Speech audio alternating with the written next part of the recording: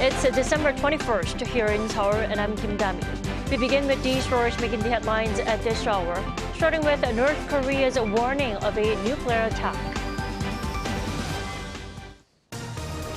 The leader Kim Jong-un says his regime will not hesitate to launch a nuclear attack when there are nuclear provocations from what he referred to as the enemy. His sister, Kim Yo-jong, also issued a statement, slamming Tuesday's UN Security Council meeting on Pyongyang's recent ICBM launch. South Korea's rival parties finalized the 2024 national budget at about 657 trillion won, which is around $504 billion. The two sides are holding a vote on the budget later today. South Korea is trapped in a freezing Arctic cold wave this week, pushing the government to issue a cold wave warning almost nationwide. The feels-like temperature will drop to below minus 20 degrees Celsius today. An Arctic cold wave is sweeping the nation. It's expected to feel as cold as minus 20 degrees Celsius today. And central and southern parts of the country are getting blanketed with heavy snow. Lee Seung-jae has more.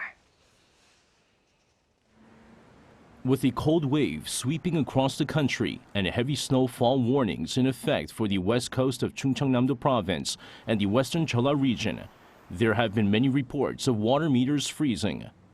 According to the Central Disaster and Safety Countermeasures Headquarters on Thursday, as of 11 p.m. Wednesday, a total of 72 cases of water meter freezing have been reported nationwide, including 26 in Seoul, 37 in Gyeonggi, and 3 in Incheon.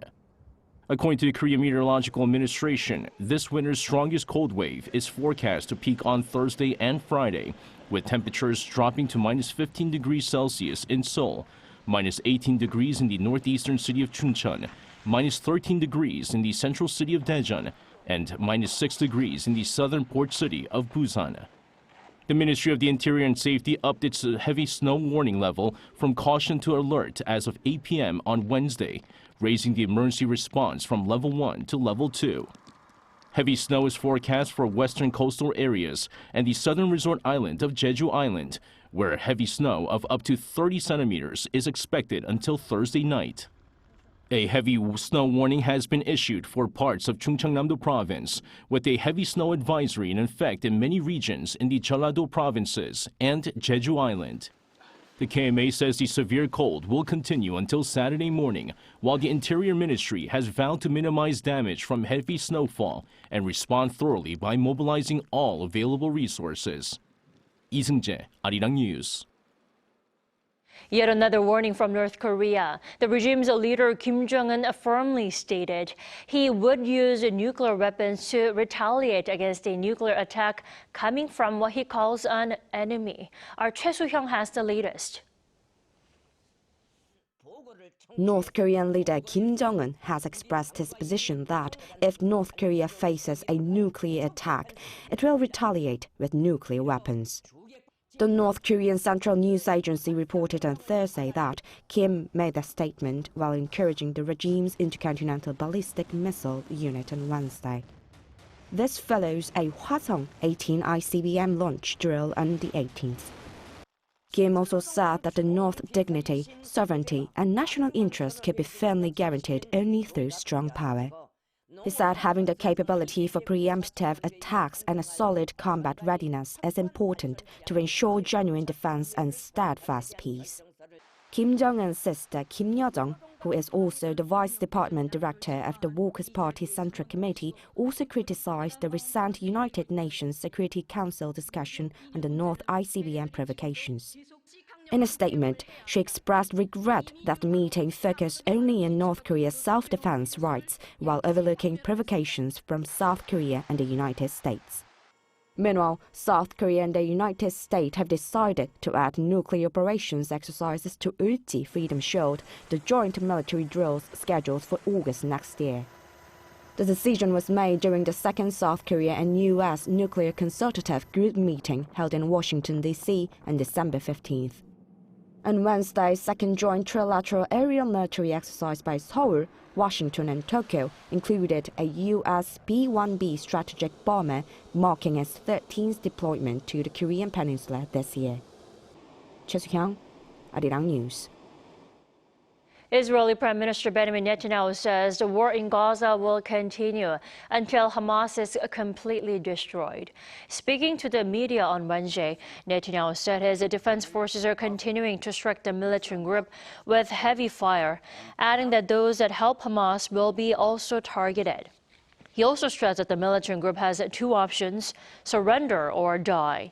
Meanwhile, a vote on a UN Security Council resolution to expand humanitarian aid to the Gaza Strip was postponed again at the request of the U.S. on Wednesday. According to Reuters, the vote was postponed due to differences of opinion among members over the text of the draft.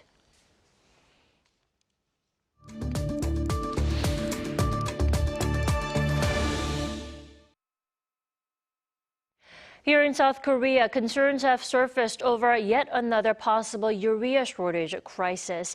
But the government is confident that there won't be a repeat of the problem seen 2 years ago. Let's turn to Professor Shim Young-gyu for more. Hello, Professor Shim. Good morning. The government has assured the public that there won't be a crisis like the one 2 years ago. Should we be relieved at the moment? Well, while there is a negative shock in the market for the urea, I think the current situation is somewhat different from the crisis that we experienced 2 years ago. In 2021, the government and the private sector did not have enough inventory for urea because it was not anticipated before. According to the government, the urea reserve in Korea is now about 4 months of use. Given that the urea cannot be stored for a long time, this seems to relieve the concerns over the emergence of the urea shortage crisis. However, it should be noted that the government needs to watch the market very carefully because the market situation can become worse during winter. Right, that's why South Korea tried to diversify the supply chain for urea 2 years ago to really lessen the country's dependence on China. Professor Shim, why is it that South Korea continues to rely so much on Beijing?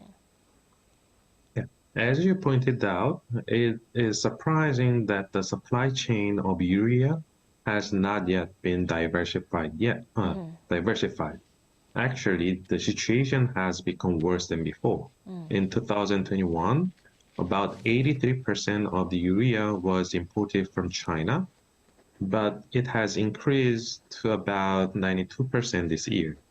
It seems that low price is one of the main reasons behind the scene. In November, urea spot price in China was about $360, while that comes from Black Sea was about $390.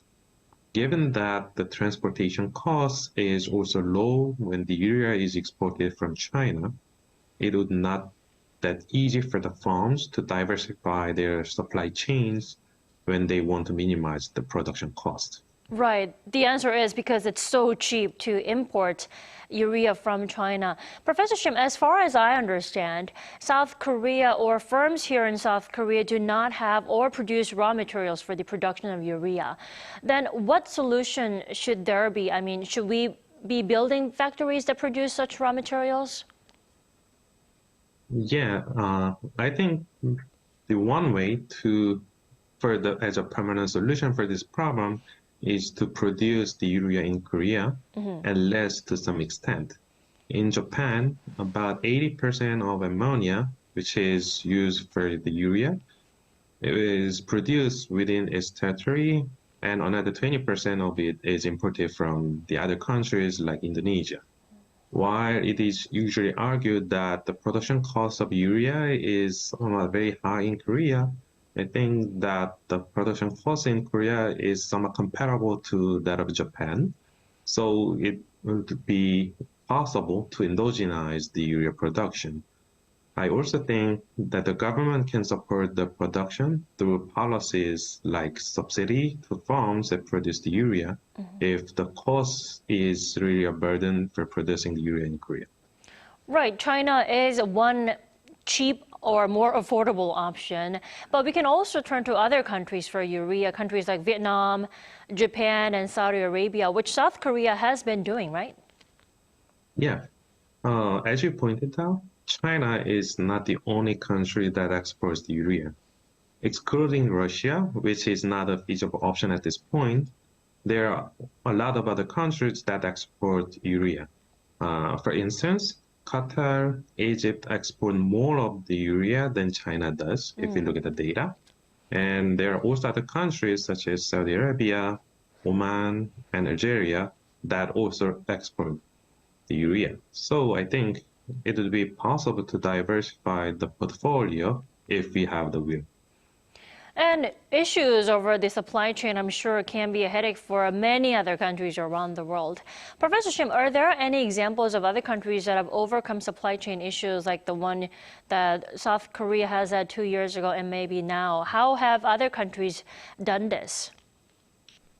Well, I could find that there are two cases that experienced a similar kind of the negative shock in the urea market, in the market for urea.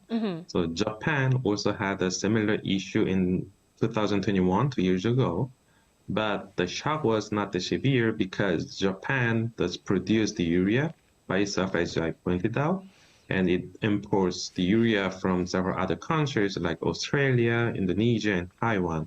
It does not import the urea from China. So while there was a kind of the similar shock, the size was very small. And also Germany experienced the same kind of negative shock in the market, but they had some narrow shock, because the small shock, because they really do not depend on one particular country. So while there were some countries that shared the similar events, but the crisis that we experienced 2 years ago was not that common. I see. Thanks so much for your insights this morning, Professor Shim. You have a great day. Thank you, too.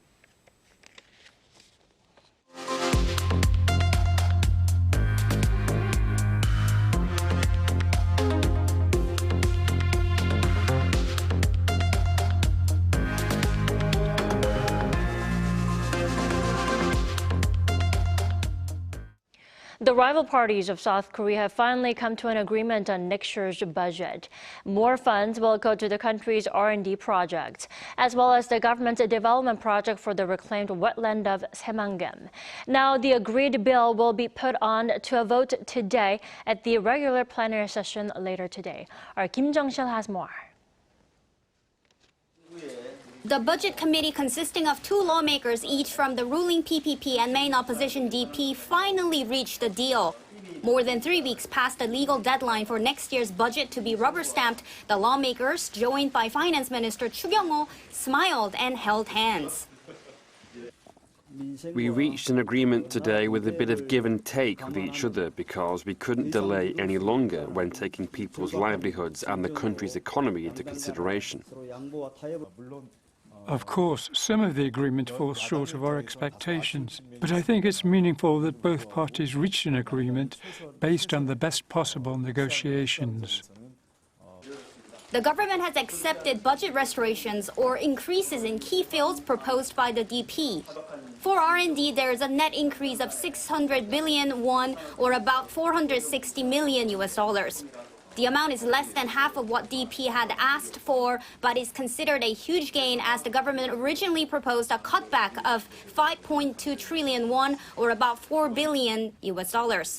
For the Saemangam Regional Development Project, which the government originally considered cutting back on, there's an agreed increase of 300 billion won, or about $230 million. Saemangam is one of South Korea's large-scale reclamation projects.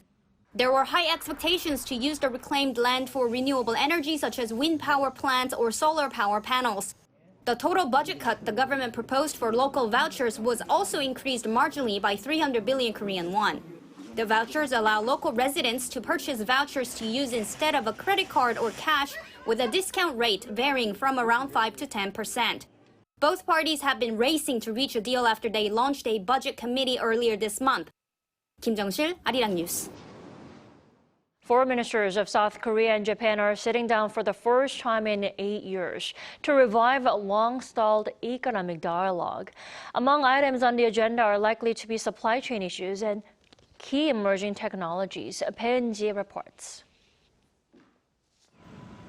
For the first time in 8 years, the foreign ministries of South Korea and Japan have decided to resume high-level economic talks. The talks will take place in Seoul on Thursday, led by South Korea's Deputy Foreign Minister for Economic Affairs, Kang Jae-kwon, and Japan's Senior Deputy Foreign Minister, Keiichi Ono. The Ministry of Foreign Affairs said Wednesday that the two sides will assess their bilateral economic cooperation and discuss issues of mutual concern, including cooperation in economic security policies and regional and multilateral cooperation. The two sides are likely to discuss issues on economic security such as supply chain and technology cooperation. Eyes are on whether the issue of South Korea's import ban on Japanese seafood originating from Fukushima or Korean wartime forced labor victims' lawsuit filed against Japanese companies will be on the agenda. This is the 15th time that the two countries are holding the economic dialogue after it was first launched in 1999 to discuss comprehensive economic cooperation. It was last held in January 2016 in Tokyo. In late 2016, the Japanese government postponed the meeting when a statue of a girl symbolizing Korean victims of Japan's wartime sexual slavery was built in front of the Japanese consulate in South Korea's port city of Busan. And the meeting remained suspended as bilateral relations between Seoul and Tokyo worsened over several issues stemming from Japan's colonial rule of Korea before and during World War II.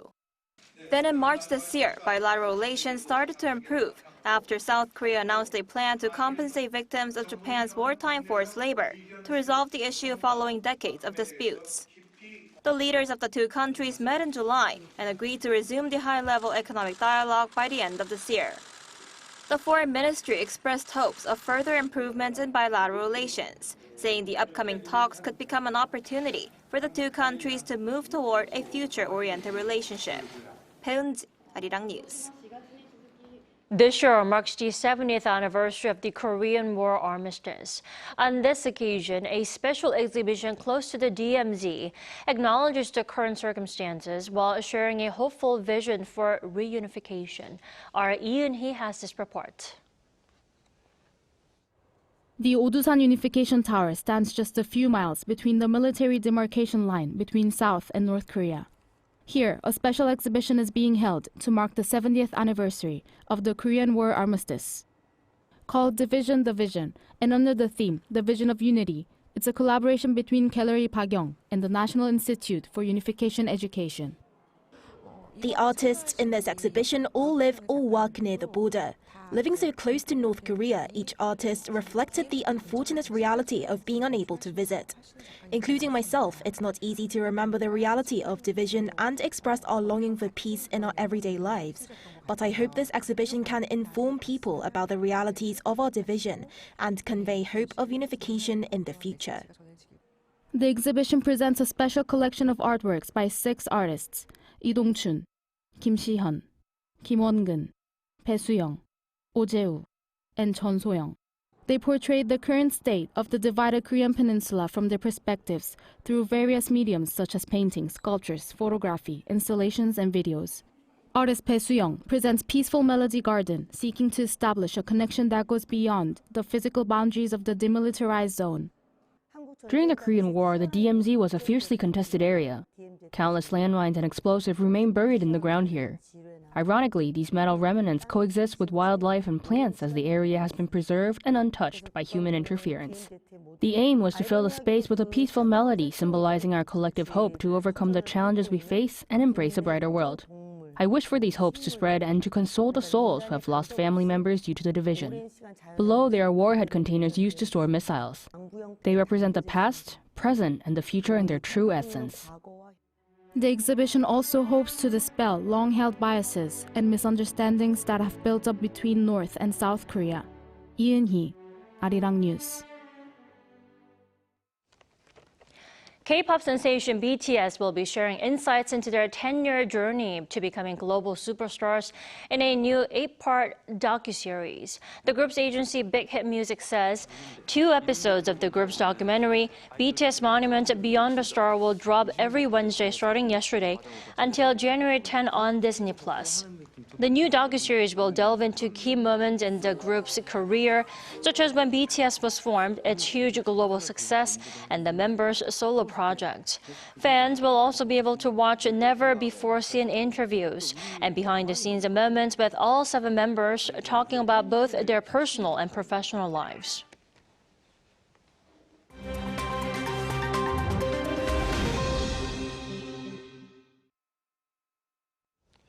Good morning, I'm Kim Ji-young, and now we turn over to stories from around the world. Now we begin in the U.S., where the Colorado Supreme Court has ruled Donald Trump ineligible to run for the state's primary election next March. The Colorado state cited a constitutional insurrection clause based on Trump's alleged engagement with the U.S. Capitol riot in 2021. The Colorado court ruled 4-3 on Tuesday that former President Trump was not an eligible candidate for the state's upcoming primaries, which decide the Republican Party's presidential candidate. The ruling only applies to the state of Colorado. This was a rare occasion where the Section 3 of the U.S. Constitution's 14th Amendment was used to disqualify a presidential candidate. The Trump campaign stated that the Colorado court has issued a completely flawed decision. Now to northwestern China, where the death toll from Monday's 6.2 magnitude earthquake has increased to 134, with over 960 people injured. Authorities also said on Wednesday that rescue operations in Gansu province are basically over, with attention now turned to the injured and those that lost their homes. According to state media, rescue teams are still operating in neighboring Qinghai province, where at least 13 people are missing. The media also reported that over 87,000 people have been temporarily relocated. However, survivors are facing sub-zero weather conditions and a shortage of tents. In Gansu, more than 200,000 homes were damaged or destroyed, affecting more than 145,000 people. This is the biggest earthquake to hit China since 2014, when 617 people were killed in Yunnan province. Moving on, the World Health Organization on Tuesday classified the JN1 coronavirus subvariant as a variant of interest based on its rapidly increasing spread. The JN1 is a subvariant of the Omicron strain, which has been found in many countries around the world, including India, China, the UK and the United States. The US Centers for Disease Control and Prevention also estimates that the JN1 is now causing about 20% of new COVID-19 infections, while the UK Health Security Agency said around 7% of all COVID infections are of this subvariant. Last story of the day, as we move near to this year's Christmas weekend, the French capital, Paris, is showcasing its attractions with lights and decorations. During the festive period, the festive illuminations will shine along its famed avenues and in boutique retail windows from the Eiffel Tower to the Champs-Élysées, providing a warm welcome for both tourists and local residents. The 400 trees alongside the Champs-Élysées Avenue have been decked out in environment-friendly lights this year until January the 7th.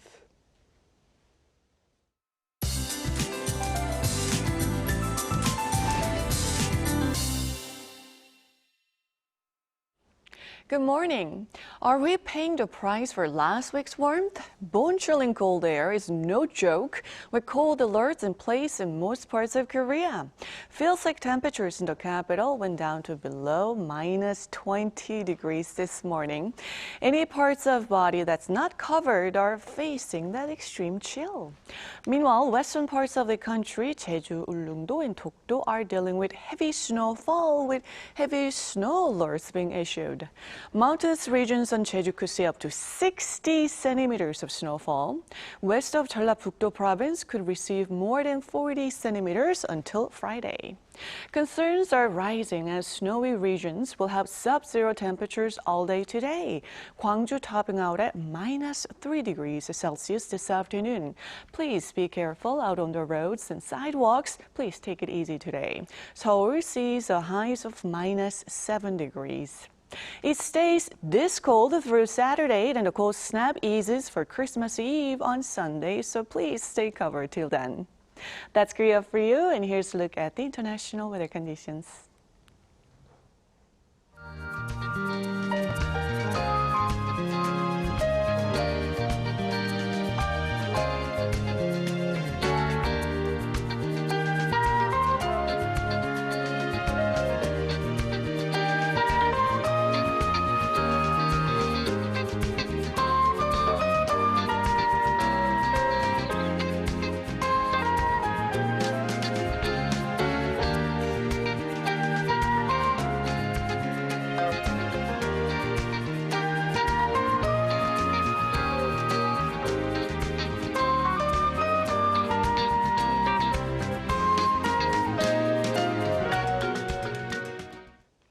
We thank you for watching New Day at Arirang. We'll be back tomorrow for our Friday's edition at the same time, 9 a.m. Korea time.